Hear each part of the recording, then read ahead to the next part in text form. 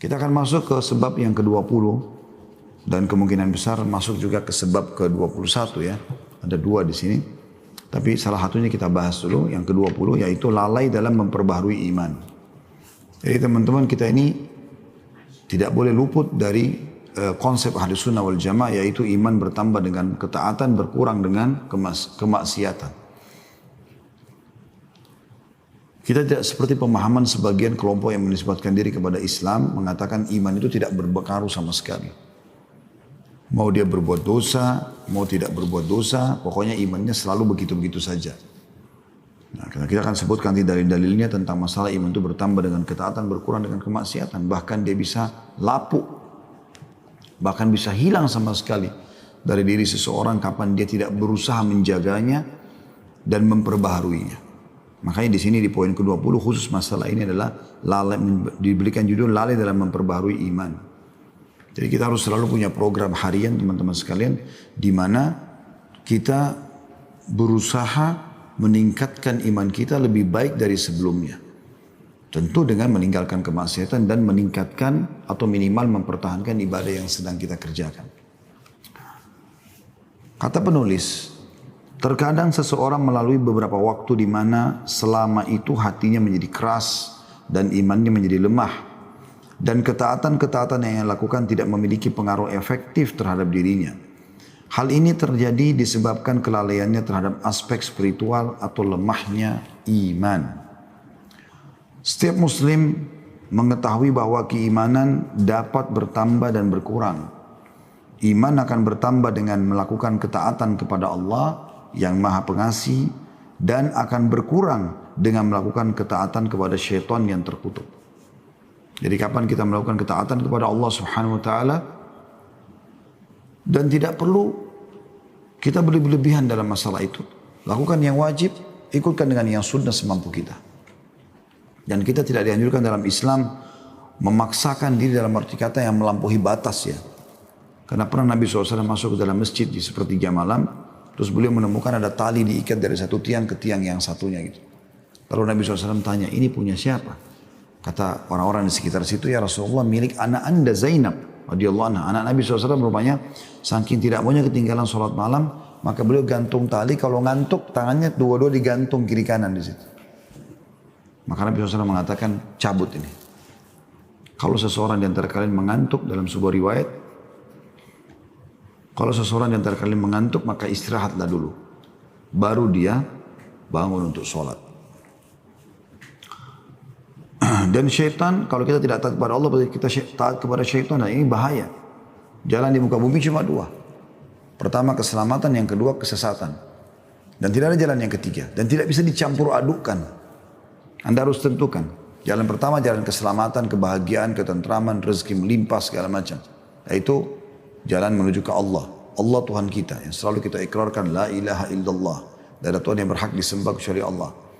Juru bicaranya Allah yang menyampaikan apa yang Allah inginkan adalah para rasul dan para nabi dan rasul. Penyambung lidah para nabi dan rasul adalah para ulama dan da'i. Yang kata Nabi SAW, al-ulama warahatul anbiya. Ya, ulama adalah pewarisnya para nabi. Ya. Kalau anda hadir di majlis para da'i, para ulama, anda akan dipandu ke jalan para nabi dan itu adalah menuju ke jalan Allah dan ujungnya adalah surga. Ini jalan yang benar. Nggak ada yang lain. Jadi makanan, minuman, pakaian, pergaulan, apa saja diatur oleh agama Allah Subhanahu wa taala. Jalan yang kedua jalan yang sesat, binasa, kehancuran, ujungnya neraka, yaitu jalannya iblis. Laknatullahi alaih, ini iblis, pemimpin syaitan. Juru bicaranya dukun, peramal, penyamun, penyihir, ahli maksiat. Kapan kita bergaul sama juru bicara syaitan, dipandu ke jalan syaitan dan ujungnya adalah neraka. Tidak ada jalan yang ketiga. Tentukan keputusan anda. Maka di sini kalimat penulis sangat baik. Dia mengatakan setiap muslim mengetahui bahwa keimanan dapat bertambah dan berkurang. Iman akan bertambah dengan melakukan ketaatan kepada Allah yang Maha Pengasih. Dan akan berkurang dengan melakukan ketaatan kepada syaitan yang terkutuk. Rasulullah SAW, sang dokter batin, telah menerangkan kepada kita bahwa iman seseorang dapat berkurang dan rusak. Sebagaimana rusaknya pakaian. Dan ini yang kita katakan tadi. Jadi pemahaman ahli sunnah wal jamaah jelas iman bertambah dengan ketaatan, berkurang dengan kemaksiatan. Di antara dalilnya adalah hadis ini.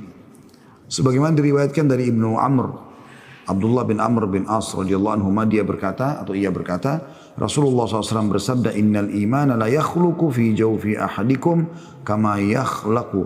Innal imana la yakhlaqu fi jawfi ahadikum kama yakhlaqu thawb. Fas'alullaha an yujaddidal imana fi qulubikum. Sesungguhnya iman di dalam hati seseorang di antara kalian pasti lapuk, sebagaimana pakaian menjadi lapuk.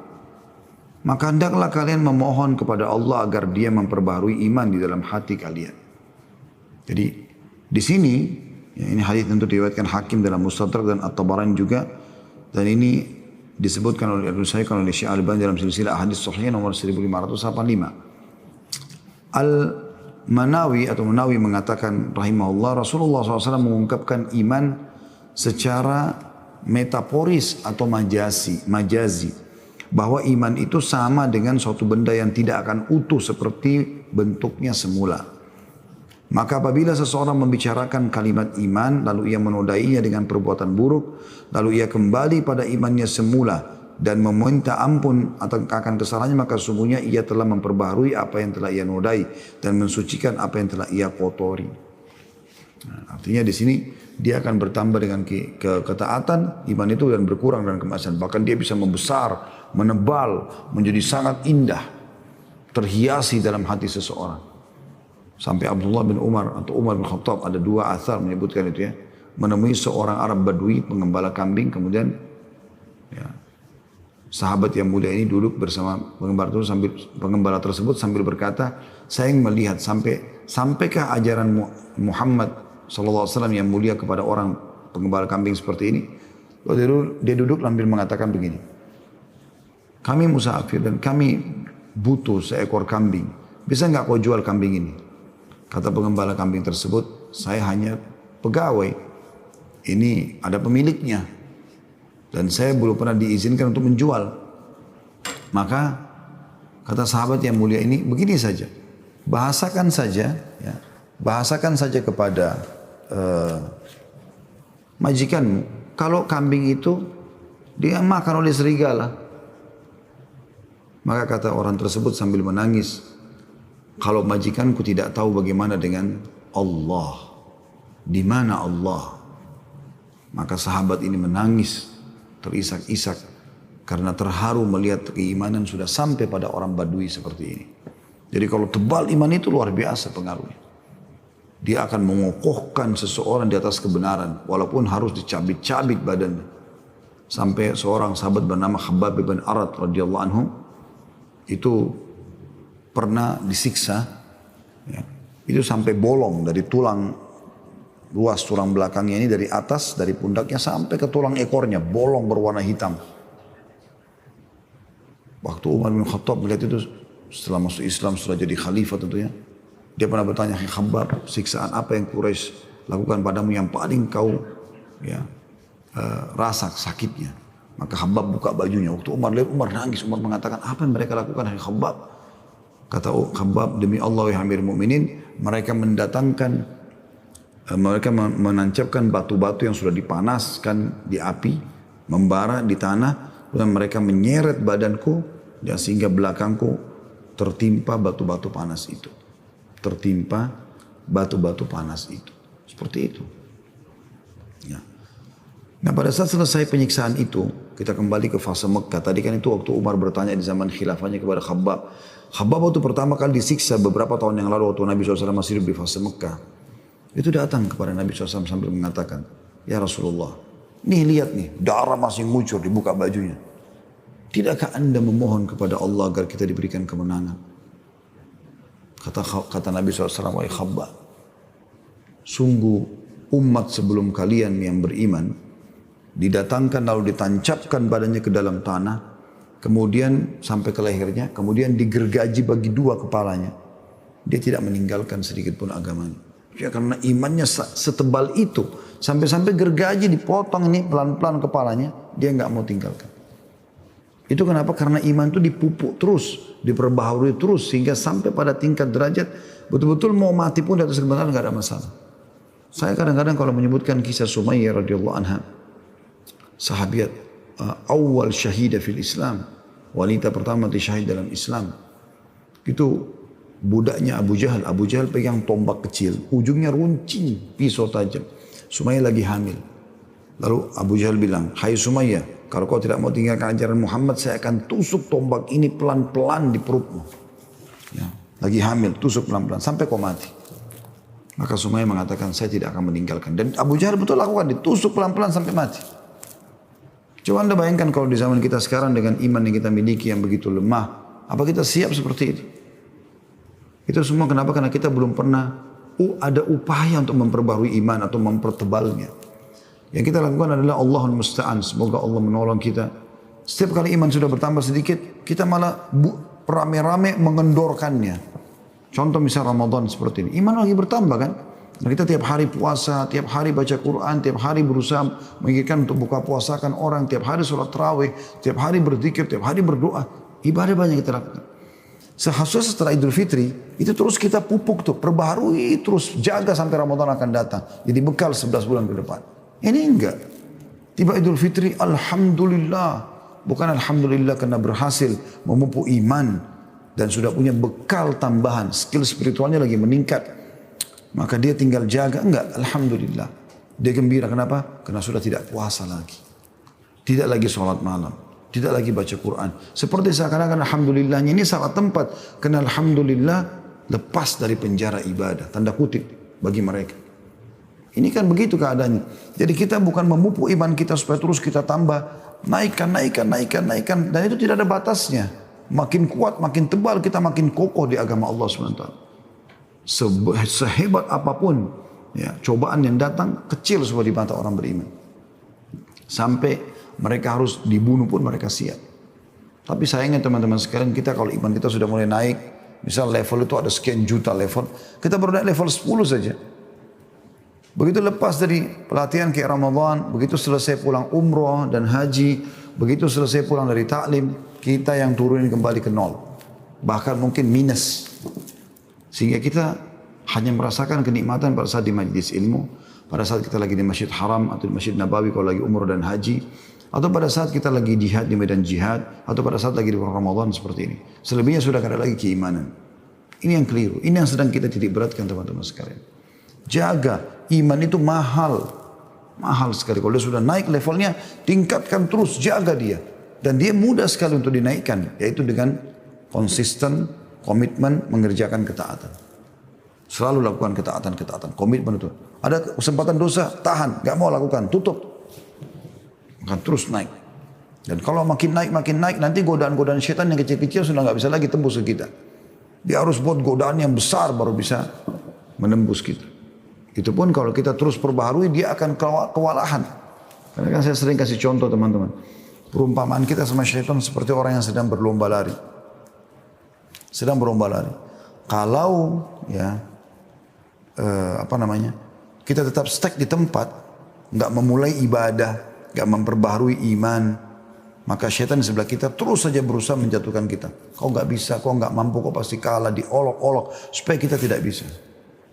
Tapi kalau kita mulai berlari, syaitan tidak akan bisa menggoda kita kecuali dia harus berlari minimal kecepatannya seperti kita. Itu pun dalam kondisi lari, godaan tidak akan terdengar maksimal. Biar dia teriak-teriak, biar dia caci maki, kita tetap lari. Kalau kita terus ibadah, syaitan goda apapun kayak mental-mental nggak bisa. Kapan dia bisa? Kalau kita kendor lagi, kita berhenti. Ramadan ini teman-teman pelajaran paling besar, luar biasa gitu. Sekarang ini jarak antara kita sama syaitan penggoda 1 bulan kalau kita mau rasionalkan ya. Setelah Idul Fitri insya Allah semoga Allah jaga kita di atas ketaatan dan istiqomahan. Itu teman-teman sekalian setelah Idul Fitri jarak kita sama syaitan itu 30 hari 1 bulan. Karena mereka kan dibelenggu selama Ramadan. Mereka tidak leluasa menggoda. Jadi jaraknya jauh. Kalau kita jalan kaki dari Indonesia mungkin sudah sampai ke Saudi 1 bulan jalan kaki itu. Jaraknya jauh. Anda coba lanjutkan sampai ke garis finish. Yaitu meninggal dunia sampai mati. Terus syaitan itu ketinggalan jauh. Gak bisa kejar Anda. Susah menggoda Anda. Karena Anda terus aja komitmen sholat malam, komitmen baca Quran, komitmen. Susah dia menggodanya. Nah syaitan hanya bisa menggoda orang-orang yang begitu tiba Idul Fitri tadi. bersyukur, alhamdulillah karena saya sekarang bebas dari penjara ibadah. Sudah boleh pacaran, sudah boleh zina lagi, sudah boleh bohong lagi, sudah boleh riba lagi, sudah boleh ini lagi. Tinggalkan semua ibadah-ibadah. Tidak ada lagi sholat malam, tidak ada lagi puasa sunnah, tidak ada apa-apa. Nah orang ini seperti orang yang sudah dekat garis finish, musuhnya sudah jauh, dia duduk manis di pinggir jalan. Kenapa kamu di sini? Tunggu rival saya, tunggu syaitan datang. Kenapa? Itu contohnya ini yang dimaksudkan. Iman dapat bertambah dan berkurang. Sebagaimana Rasulullah SAW telah menerangkan hal itu dalam hadis Abu Hurairah radhiyallahu anhu. Ia berkata, Rasulullah SAW bersabda, Innal imana la ya'rizu ilal madinati kama ta'rizul hayyatu ila juhriha. Sesungguhnya iman itu akan kembali ke Madinah sebagaimana kembalinya ular ke dalam lubangnya. Hadis ini riwayat Bukhari Muslim. Para ulama berkata, hadis ini merupakan keterangan bahwa iman dapat bertambah dan berkurang. Sebagian orang terkadang tidak memperdulikan bertambah dan berkurangnya iman. Padahal para sahabat Rasulullah SAW sangat besar perhatiannya pada aspek ini. Bisa bermakna juga hadis ini, salah satu cara memperbarui iman, kunjungilah kota Madinah. Karena iman kembali ke sana. Makanya kita teman-teman kalau umroh, kalau haji ke Mekah, ke Madinah, itu luar biasa. Tercas terus. Insya Allah pada saat dibuka lagi pulang umroh dan haji teman-teman, umroh, haji, ulang-ulangin. Kalau perlu saya sering motivasi jemaah saya begitu. Kalau perlu setiap sebulan sekali. 3 pekan anda di Indonesia, sepekan anda di Saudi. Cas iman. Sujud depan Ka'bah, baca Al-Quran, sholat sunnah, duha, sholat tahajud di Masjid Haram, di Masjid Nabawi. Kunjungin kuburan Nabi SAW. Udah seminggu gak boleh diganggu. Minimal itu obat dari 3 minggu kita sibuk dengan urusan dunia. Daripada anda membuang-buang waktu cuma rekreasi biasa sama keluarga. Umrah. Kata Nabi SAW, terus ikutkan, rutinkan umroh dan haji. Karena keduanya akan menghilangkan kesusahan hidup dan kemiskinan. Sebagaimana api menghilangkan karat dari besi. Harus kita lakukan. Perbaharui iman. Disebutkan dalam sebuah riwayat bahwasanya Umar bin Khattab berkata kepada para sahabat, marilah kita menambah dan meningkatkan iman kita. Maka mereka pun segera melakukan zikir kepada Allah Ta'ala. Umar bin Khattab setiap hari jalan. Dia lihat kalau ada orang berbuat amal saleh. Contoh pernah satu malam, beliau sudah sangat letih dari pagi sampai malam urus negara, urus masyarakat sana sini. Pas selesai sholat isya, beliau selesai salam, orang semua sudah sholat ba'diyah, udah pulang. Tinggal beberapa sahabat yang lagi duduk. Kemudian Umar bin Khattab pun datang sama mereka lalu berkata, apa yang kalian lakukan di sini, kenapa belum pulang? Kata mereka, kami masih menyelesaikan beberapa zikir kami dan kami mau berdoa kepada Allah. Kata Umar, kalau begitu marilah berkumpul. Masing-masing kita memanjatkan doa kepada Allah Subhanahu wa Ta'ala untuk dirinya dan teman-temannya. Maka mulailah Umar mulai doa, teman yang lain mengaminkan, yang satu lagi berdoa. Seperti itu. Setelah selesai kata Umar, cukup sampai sini. Ya, cukup sampai sini. Udah, mereka pulang habis itu. Jadi saking maunya mereka menambah keimanannya. Maka mereka pun, atau disebutkan juga dalam riwayat Ibnu Mas'ud radhiyallahu anhu bahwa banyak berdoa seraya berkata, ya Allah tambahkanlah iman, keyakinan dan pengetahuan kami. Ini diambil dari Fathul Bari Syarah Sahih Bukhari yang ditulis oleh Ibnu Hajar jilid 1 halaman 63. Abu Bakar bin Al-Arabi juga berkata rahimahullah, sungguhnya seorang hamba pada pertama kalinya beriman secara wajib, kemudian ia harus secara kontinu memperbaharui imannya pada setiap kali ia berfikir dan merenung, karena memperbaharui iman adalah iman itu sendiri. Ini luar biasa ini. Ini juga sama diambil dari Fathul Bari Syarah Sahih Bukhari tulis Ibnu Hajar di jilid 1 halaman 63. Abdullah bin Rawaha radhiyallahu anhu menarik tangan seseorang di antara para sahabat pada saat bertemu lalu berkata, "Ta'al nu'minu sa'ah." Mari saudaraku kita meningkatkan iman kita barang sesaat. Bahkan para sahabat kalau mereka bertemu mereka sering mengucapkan bahasa ini, "Ta'al nu'minu sa'ah." Ayo kita menambah iman kita sesaat. Maka mereka membahas walaupun hanya sebuah ayat, walaupun hanya surah Al-Asr, walaupun hanya 10 ayat Al-Quran, mereka saling mengingatkan kembali. Jadi tujuan itu untuk saling mengingatkan itu manfaatnya besar. Makanya Allah SWT mengatakan dalam Al-Quran, A'udzubillahi minasyaitonirrajim, fadzakir fa inna dzikra tanfa'ul mu'minin. Saling memberikan peringatanlah karena peringatan bermanfaat bagi orang-orang beriman. Selanjutnya kata penulis, masalah seputar bertambah dan berkurangnya iman adalah suatu masalah yang jelas lagi mulia. Karena dalil-dalilnya jelas, sesungguhnya termasuk bagian dari kecerdasan seseorang adalah ia mengetahui apakah iman bertambah ataukah berkurang. Dengan apa ia menambah imannya dan bagaimana imannya dapat berkurang. Ini adalah masalah yang banyak dilalaikan manusia, terutama oleh mereka yang konsisten atau multazimin atau yang istiqamah. Dan oleh manusia pada umumnya hingga iman di dalam hati sebagian mereka menjadi usang dan tua, tidak berdaya. Bahkan kelemahan ini terkadang mencapai pada taraf kekeringan rohani. Maka akibatnya adalah hatinya tergantung kepada kehidupan duniawi dan pada gilirannya ia lupa akan segala sesuatu yang berhubungan dengan kehidupan akhirat. Baik secara lisan maupun secara praktek. Kekeringan rohani dan lemahnya iman tersebut memiliki beberapa gejala yang dapat diketahui antara lain. Pertama, melemahnya rasa khusyuk dalam beribadah, terutama dalam melaksanakan sholat. Kalau anda sudah rasakan ini, maka berarti iman anda lagi turun. Segera bertobat kepada Allah Subhanahu Wa Taala agar khusyuk itu muncul.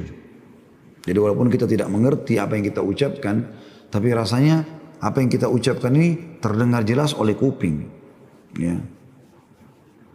Dan terenungi dengan sangat baik dalam hati walaupun hanya ucapannya. Apalagi kalau mengerti artinya maka diikuti dengan tangisan, ya, dengan ketundukan, kehusyuan kepada Allah Subhanahu Wa Taala. Yang kedua, merasa keras hati. Keras hati ini seperti orang yang selalu saja merasa diri benar sendiri. Semua orang salah, tidak mau terima masukan, tidak mau terima nasihat. Setiap nasihat ini ada respon marah. Ini bertanda-tanda dia sedang berbuat dosa, maksiat. Yang ketiga, tidak ada pengaruh dan interaksi apapun pada dirinya jika mendengar bacaan Al-Quran dan nasihat. Ini saya sarankan di poin ketiga ini teman-teman kita di Indonesia atau di Asia Tenggara, jangan pernah luput membaca Al-Quran dengan terjemahannya. Terjemahannya. Kemarin sudah saya tunjukkan sebuah aplikasi yang namanya Nakhtim ya. Mudah-mudahan teman-teman tidak luput mendownload itu gratis, itu sangat bagus. Jadi selalu baca Al-Quran, lalu baca terjemahannya supaya menyentuh hati kita. Yang keempat, melemahnya kemauan untuk mendatangi majelis-majelis ilmu yang dapat mengingatkannya pada akhirat. Udah deh gak usah ikut pengajian, ada kumpul aja ngobrol-ngobrol, nongkrong. Ini berarti lemah imannya. Ingat solusinya pada saat itu terjadi, saya pernah bahas itu ya, di awal kita bahas buku ini teman-teman sekalian. Setiap kali anda malas mengerjakan sebuah ibadah, berarti anda ibaratnya sedang diserang oleh syaitan. Jadi dis ibadah itu. Maka yang harus anda lakukan adalah melawan. Melawan. Misal kita lagi tahu keutamaan sholat malam, tapi ngantuk mau tidur. Pada tidur sudah cukup. Sudah 2 jam, 3 jam, 4 jam, 5 jam tidur. Sudah cukup sebenarnya. 2-3 jam aja malam sudah luar biasa, bagus, cukup. Lalu dia mau bangun sholat malam, berat rasanya. Nah di saat itu berarti anda sedang diserang. Orang kalau sedang diserang, supaya dia aman, dia balik menyerang. Atau paling tidak dia bertahan. Ada orang tidak, pasrah. Dibunuhlah dia sama musuh. Jadi pada saat kita lagi malas mengerjakan sebuah ibadah, berarti kita sedang diserang oleh syaitan. Bagaimana solusinya? Lawan. Di saat itu langsung bangun, wudu, sholat. Apa kata Nabi SAW?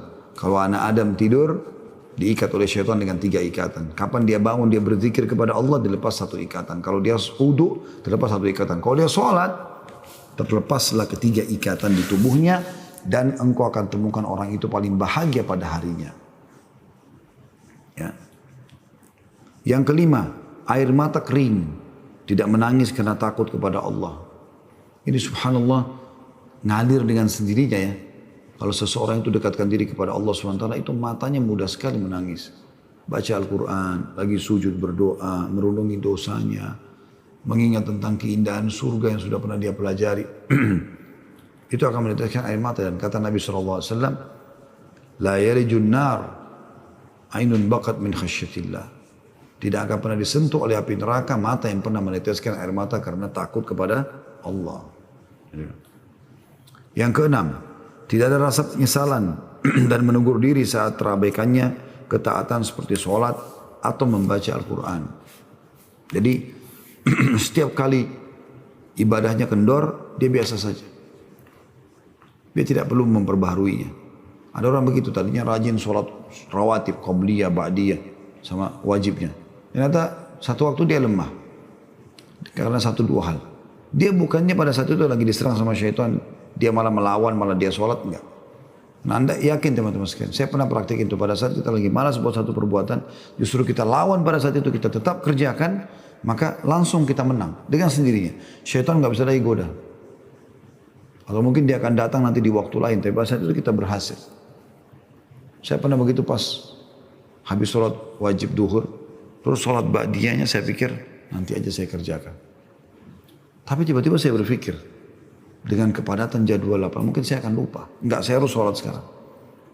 Kadang-kadang masih ada keinginan untuk menundanya, tapi kita lawan. Sabar yang kita sedang melawan godaan syaitan tersebut. Lalu kemudian kita sholat. Apa yang terjadi? Luar biasa setelah itu. Tenang. Merasa ada beban yang terlepaskan yang ada di pundak kita. Karena itu adalah hal yang sudah kita jadwalkan dalam kehidupan kan. Yang ketujuh, tidak ada kerinduan untuk mengunjungi Baitullah di tanah suci. Di Islam ada rasa rindu, berarti orang itu punya keimanan. Ada orang tidak usah bicara masalah rindu. Disuruh pergi saja walaupun cuma sekali haji nggak mau, padahal mampu. Disuruh umrah sekali nggak mau, nggak penting bagi dia. La haula wala quwata illa billah. Padahal nikmat luar biasa kita bisa sujud depan Ka'bah. Saya berapa hari ini nonton cuplikan, rasa cemburu melihat orang-orang yang depan Ka'bah. Tawaf belum diizinkan, tetapi sholat iya. Ditaruh karpet, mereka buka puasa. Menjelang malam 27, menjelang malam 29. Mereka buka puasa di depan Ka'bah. Langsung lihat Baitullah. Luar biasa nikmatnya. Orang-orang yang Allah pilih mereka itu. Semoga Allah berikan kita pahala sebagaimana mereka. Atau bahkan lebih dari itu. Dengan niat-niat kita tentunya. Yang kedelapan, terhentinya aktivitas membaca Al-Quran dan ziarah kubur. Jadi kalau sudah lewat satu hari Anda tidak baca Quran walaupun satu ayat, berarti tanda-tanda itu. Dan juga tidak pernah ziarah kubur. Tidak pernah mau ambil pelajaran dari kuburan, padahal kuburan ada di sekitar rumahnya. Dan saya sudah pernah ingatkan teman-teman, tentu nasihat buat diri saya dulu baru Anda semuanya. Jangan pernah tinggalkan walaupun cuma 10 ayat per hari. 10 ayat saja. Gak usah lebih. Karena kata Nabi SAW, sampai membaca 10 ayat di malam hari Al-Quran, maka dia akan diberikan 1 kintar. Dan 1 kintar itu lebih baik daripada dunia dan seluruh isinya. Seperti itu.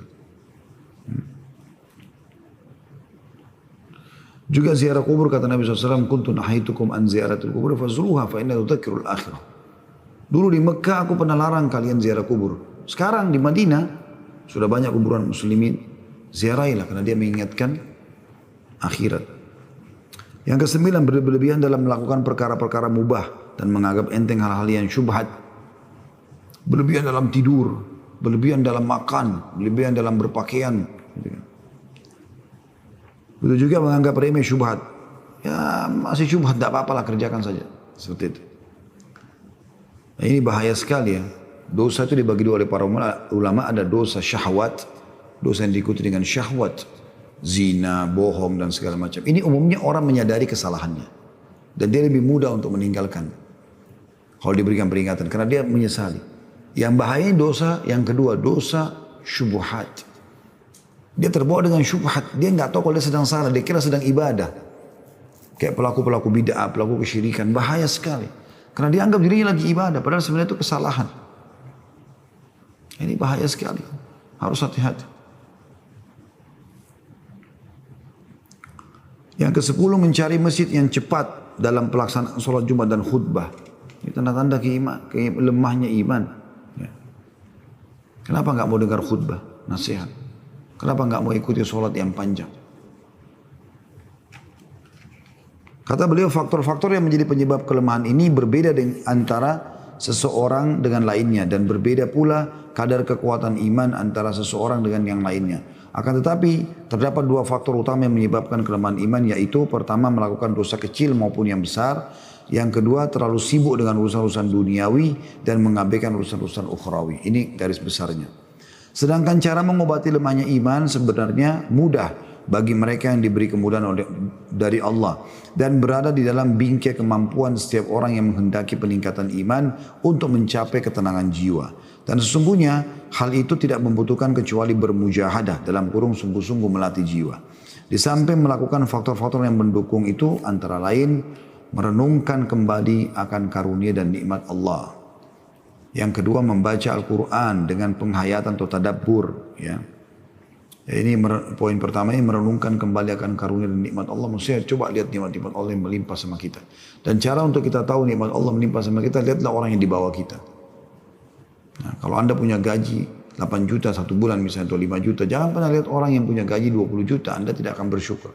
Tapi lihat orang yang masih punya gaji 1,5 juta, 2 juta, 2,5 juta, anda akan bersyukur. Anda tidak akan pernah bersyukur kalau punya rumah ukuran tipe 36, anda lihat orang yang punya tipe 60 atau 80 atau bahkan mungkin ratusan meter atau ribuan meter rumahnya. Tidak akan bersyukur. Tapi lihat orang yang masih punya gubuk, bahkan tidak punya rumah, hidup di bawah naungan dus-dus bekas. Ya. Bahkan mungkin atap rumahnya dari langit, nggak ada apa-apa sama sekali. Baju tinggal di badan, makan nasib-nasiban, tinggal yang dikasih sama orang saja.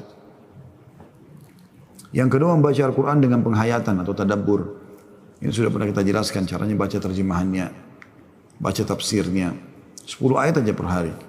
Karena para sahabat ridwanullahi alaihim berkata, para sahabat Nabi, mereka mengatakan, sungguh kami tidak pernah melewatkan 10 ayat Al-Quran kecuali kami mempelajari cara bacanya dan segala macam tajwidnya.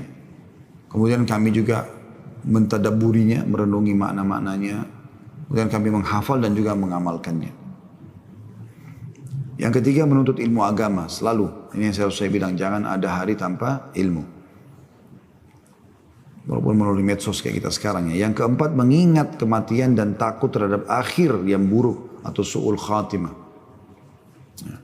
Karena semua akan dipertanggungjawabkan depan Allah Subhanahu wa taala pada hari kiamat. Yang kelima bervariasi dalam melakukan ibadah-ibadah seperti sholat, puasa, sedekah, bangun malam dan mengingat Allah Subhanahu wa taala. Dan Ramadan sudah mentraining kita itu. Ingat tadi yang saya bahasakan teman-teman sekalian, jangan sampai hilang apa yang sudah kita kerjakan selama Ramadan ini. Semangat juangnya, semangat ibadahnya harus selalu dipertahankan. Yang terakhir yang keenam berdoa agar imannya ditambah dan diperbaharui. Ini adalah hal yang harus diperhatikan.